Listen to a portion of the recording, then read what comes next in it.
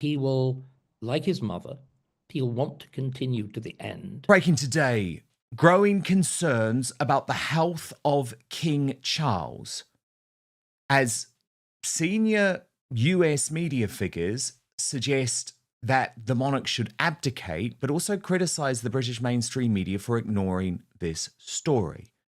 Now, I've got the perfect superstar panel for this. Lois Perry of the Heartland Institute and Britain's preeminent historian, especially on issues of the monarchy, Dr. David Starkey. And of course, this is a sensitive issue, and I do want to cover it sensitively. But Dr. Starkey, I just want to show you where this has come from, because Tom Sykes, who is very good royal reporter who was thrust out of the official royal rota because he wanted to report on the king's health.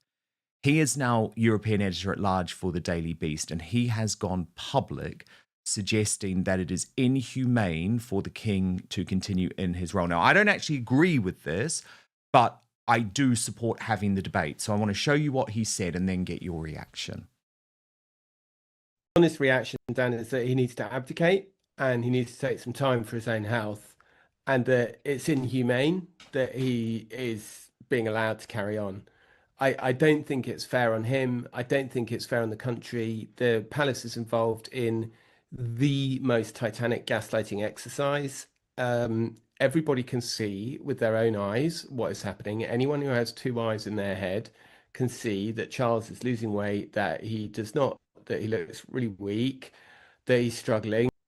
So, David Starkey, I've got a lot to ask you on this. Firstly, is it right that the mainstream media are involved in a sort of conspiracy of silence with Buckingham Palace regarding the king's health?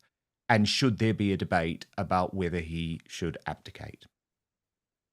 There's tended to be the observance of a kind of politeness about this. I mean, take the late Queen. There were rumours, and there were more than rumours, swirling around London for at least 3 years before she died, that she had cancer of the spine. Did we really want that publicly rehearsed? I think it's also very important that we look at her view. She saw it as her job, having sworn that oath as queen, which she saw as and the ring as the marriage to the country. She continued to the bitter end, I think, as an act of self-vindication and an act of pride. And those extraordinary scenes, with Liz Truss, that those even more extraordinary scenes in retrospect on the occasion of her jubilee, when she came alone onto the balcony, they were I think she did it because she wanted to do it, because she believed in it. I think Charles possibly feels even, I would argue, probably feels even stronger. Here is a man whose entire life was waiting.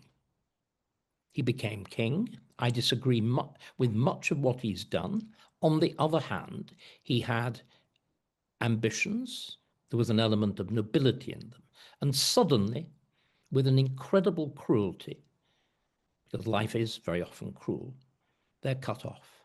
My view is that he will, like his mother, he'll want to continue to the end, and he will behave as he does. And again, I speak as somebody who disagrees with a lot of his climate worship, climate change worship, and rather mad ecology and whatever. He believes it passionately, and he performs his duties with something different. There's the same stoicism of the Queen, but I think one hesitates using words like saintly, but there's an extraordinary eloquent sadness about them, and I find it very, very moving. And the little chirpy person that we've just seen now, I think, could sensibly observe decency.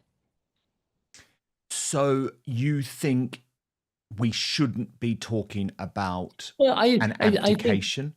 But what do we gain from it? That the king clearly is pacing himself. He shows no signs of mental decline. He, as you said, He looks a sick and tired man. We can only speculate.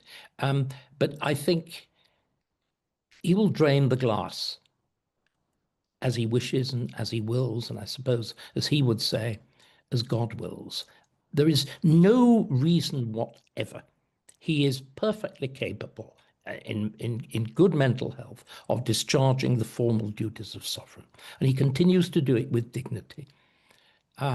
It's a kind of act, as I said, of a reign that was so long wished for and hoped for, so quickly abbreviated. I think let it find its natural end. Yeah, I mean, it is absolutely a personal tragedy for him. I'm not questioning that for a single second. I guess where a lot of this came from is what happened with Andrew Mountbatten Windsor a couple of weeks ago. And behind the scenes, and I've reported on this, and again, I'd say the mainstream media haven't really reported much on it. Prince William had been lobbying his father hard to do more. Dr. Starkey to you know, he argued that he was more in touch with what was going on, and his father, who is clearly thinking much more about reconciliation in the latter stages of his life, I guess we would say, both in terms of Harry and Andrew, didn't want to take that nuclear option, right? And the nuclear option had to then happen just 2 weeks later, which was a bit of a disaster. So I guess that's where the criticism has come from. I mean, sorry, in retrospect, I mean, Andrew is just fading back into being Andrew, isn't he? I also, again, I'm terribly old-fashioned, Dan.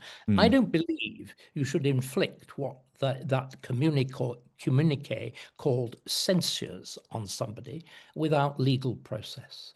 I am very uncomfortable with trial by public opinion. I am very uncomfortable, frankly, with trial by Piers Morgan.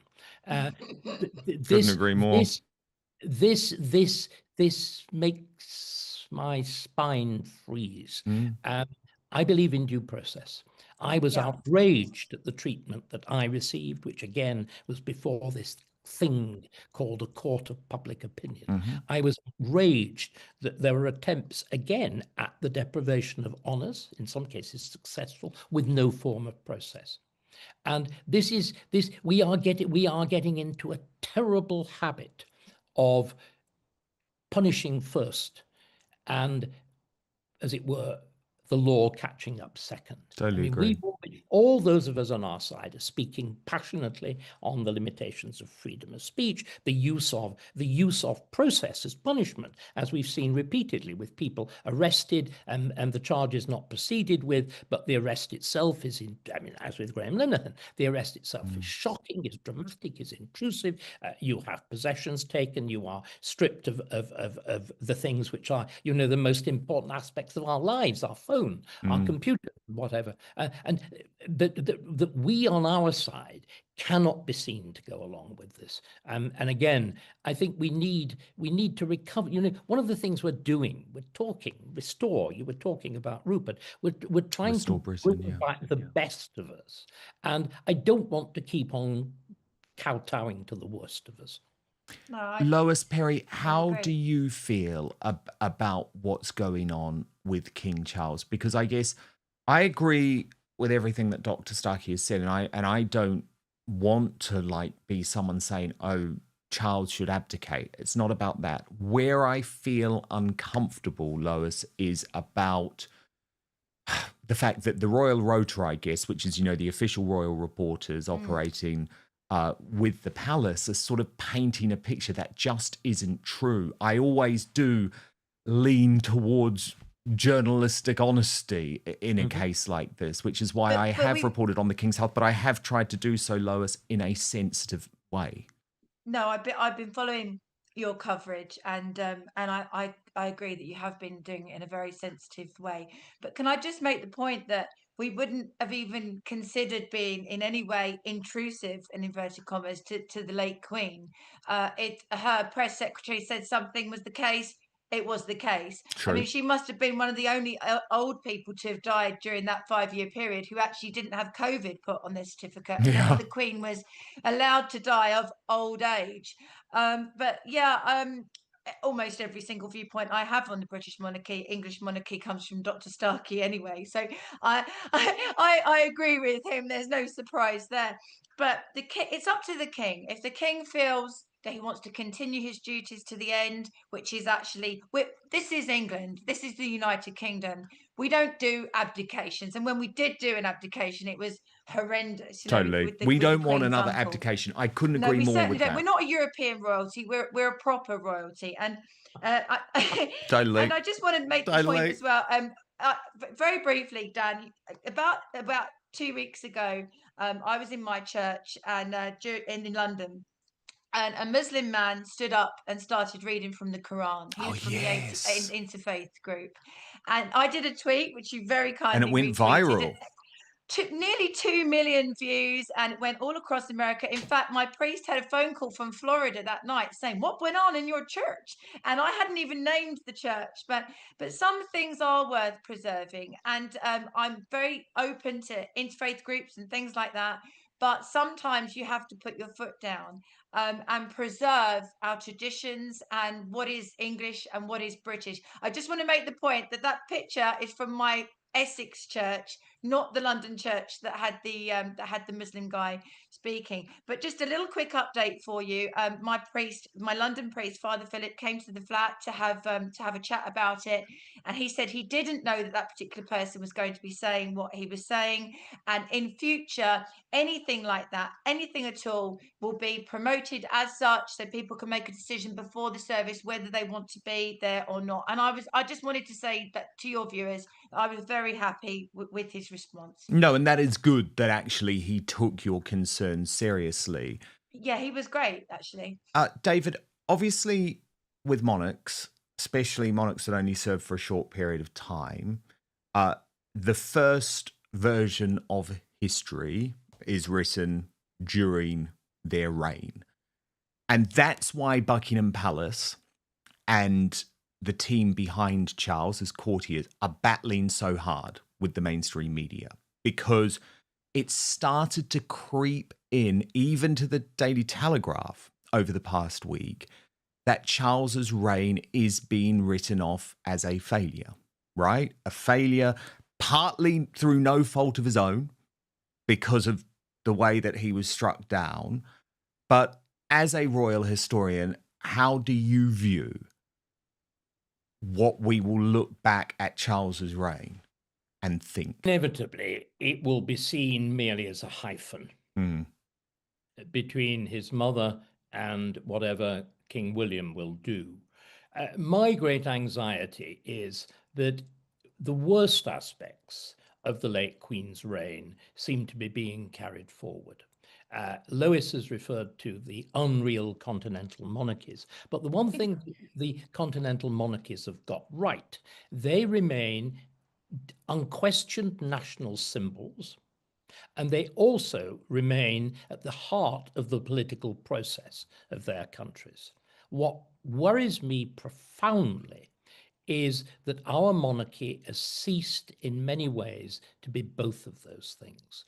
But the thing that shocked me, and again, GB News got terribly cross with me when I pointed it out, was the coronation of Charles. It's the first coronation for how many hundred years? Nearly 300 years since the act of since the Glorious Revolution of 1689, when Parliament hasn't been present. This is a parliamentary monarchy. Charles's coronation was this weird thing that made it look like some sort of Middle Eastern potentate with a fascination with Lebanese oils or something. It was very, very strange. Well, it's only going to get weirder for William V. And there are unfortunate signs of William, again, being uninstructed. Can I now just say what I think needs to happen? Yes, please. And say quickly and briefly. William needs to be reminded, and Charles should have been reminded, the monarchy is not a private possession. It is not up to the king to decide, I am going to take the monarchy in this direction or another direction. The monarchy is a public thing. It is a parliamentary thing.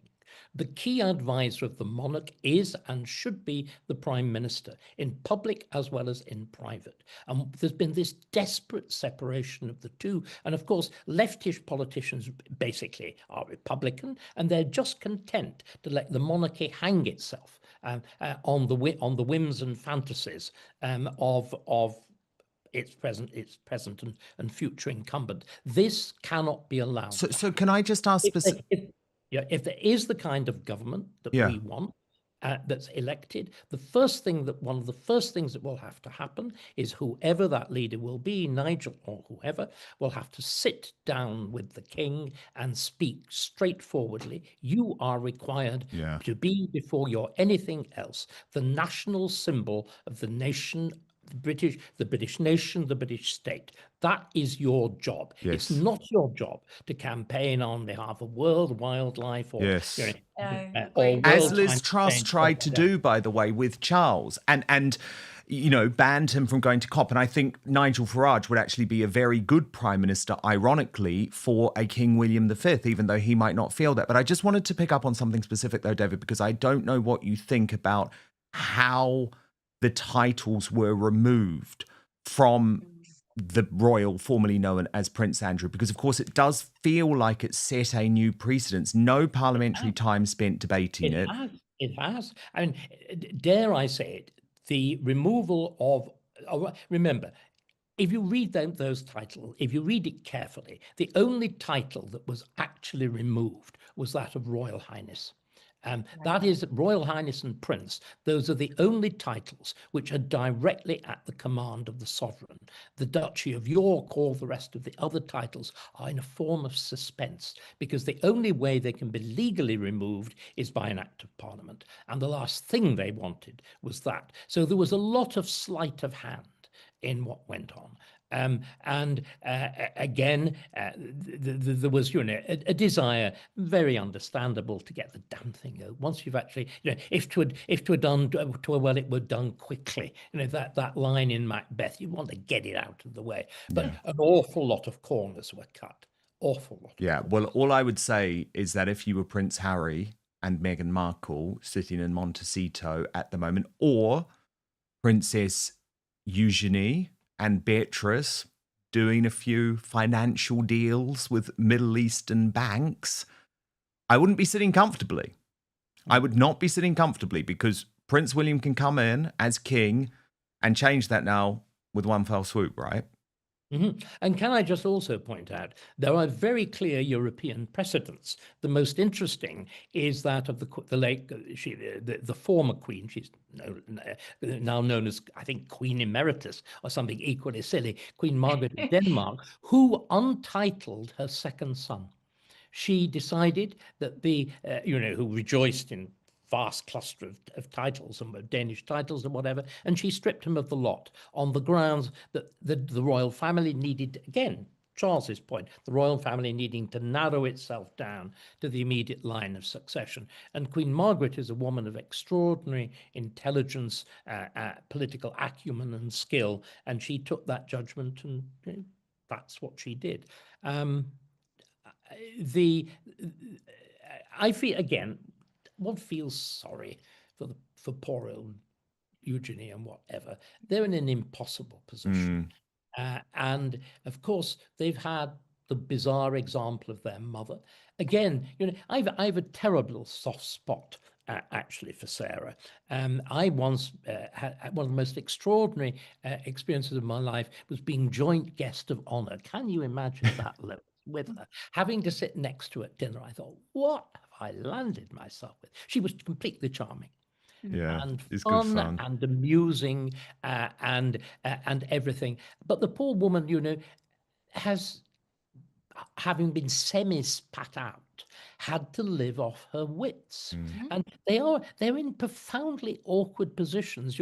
They're sort of hokey cokey royals. You put your left leg in and you take your right leg out, and you're in and out and whatever, and you straddle very, very uncomfortably. it's. I know it's unfashionable to say.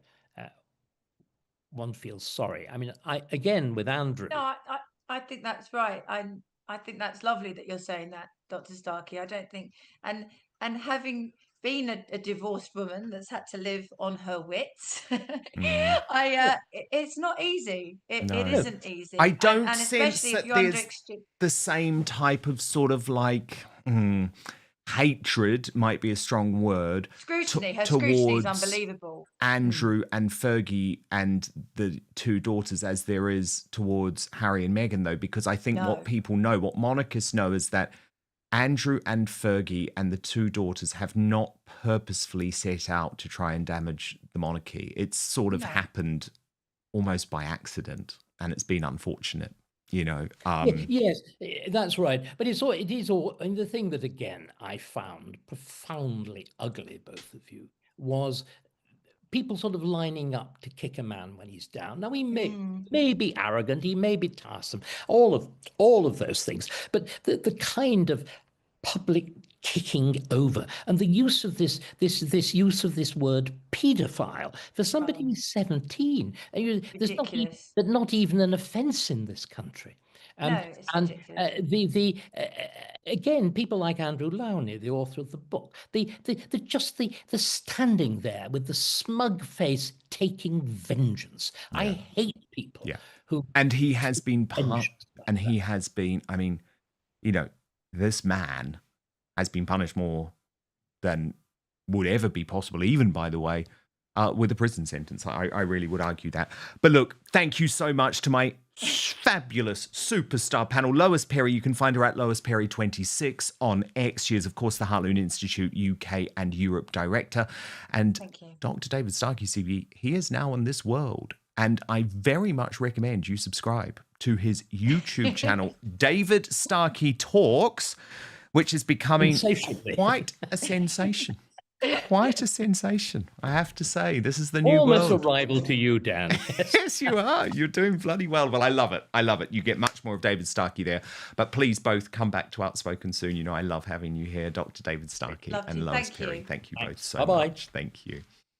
Now, we're going to reveal today's greatest Britain Union Jackass in just one moment, but a lot of feedback coming in from you. Tip Top 7389 says, I'm leaving the UK next year. I've had enough. This country is a shithole compared to 30 years ago.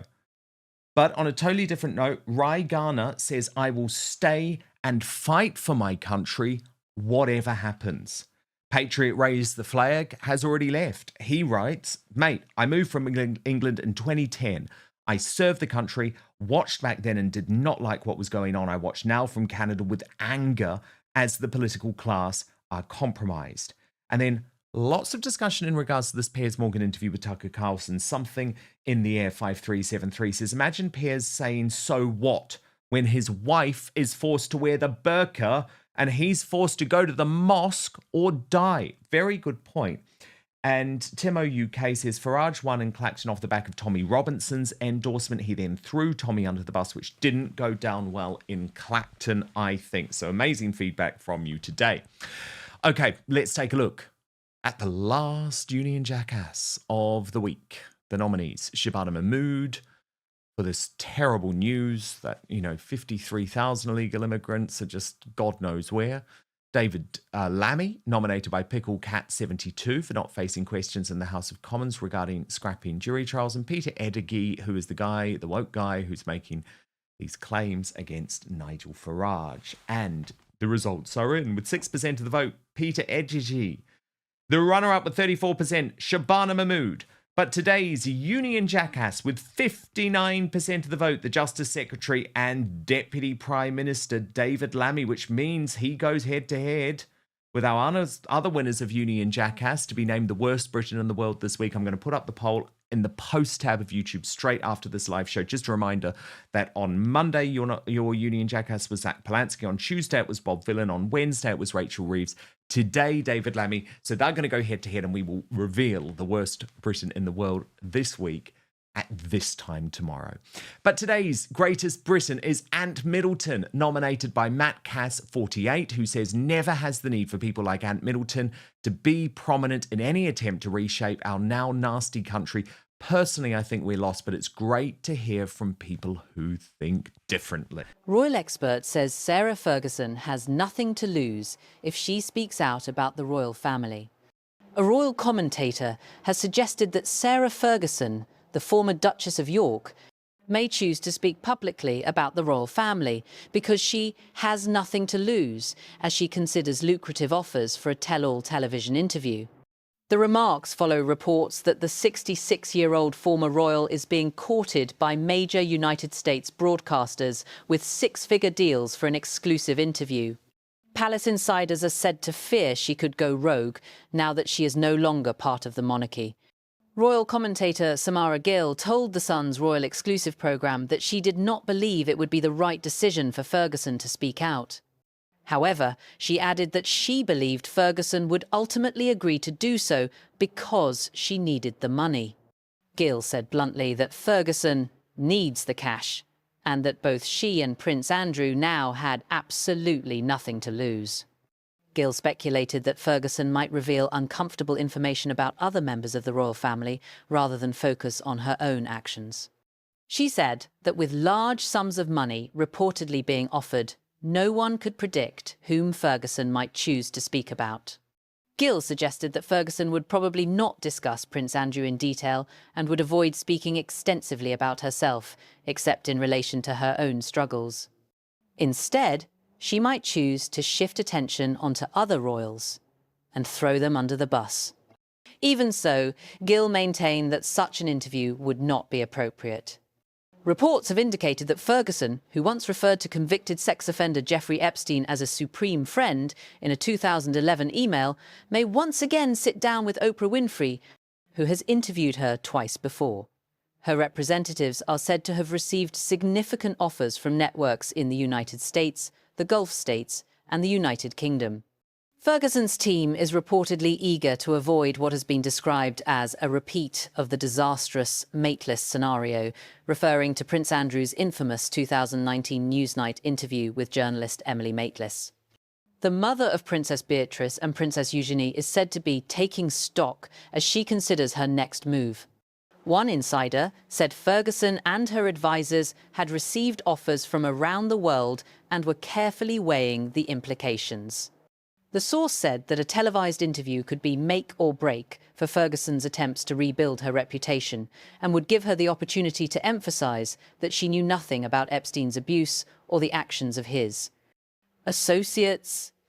According to the insider, Ferguson strongly believes she has done nothing wrong and feels she has been treated harshly. She was reportedly shaken when King Charles stripped Prince Andrew of his titles and removed him from royal duties last month, a decision that also resulted in Ferguson losing her own Duchess title. The couple has been instructed to leave their 30-room home, the Royal Lodge, in Windsor, by the end of January. Ferguson's financial situation has also been affected. Following renewed scrutiny of her connections with Epstein heightened by the publication of a book by Virginia Giuffre, Andrew's accuser, who died by suicide in April at the age of 41, sales of Ferguson's children's book, Flora and Fern, Kindness Along the Way, were halted and copies were reportedly pulped. Sources said the loss of income, combined with the need to find a new home, has placed her under considerable pressure. Insiders added that Prince Andrew was unlikely to support the idea of a major interview because it would give Ferguson an opportunity to distance herself from him publicly. Those close to her insist she has always maintained that she had no knowledge of what Epstein or Andrew were doing, particularly given that she is the mother of 2 daughters. While she acknowledged cultivating a friendship with Epstein, sources emphasized that this did not mean she understood what he was doing behind closed doors. Ferguson has appeared in high-profile interviews before, including 2 previous conversations with Oprah Winfrey in the years 1996 and 2011. She has also been a guest on programmes such as This Morning, Loose Women, and Lorraine. As she reviews the offers now before her, those close to her say that Ferguson is bruised by recent events and aware that a televised interview could define her future reputation, either salvaging it or damaging it further.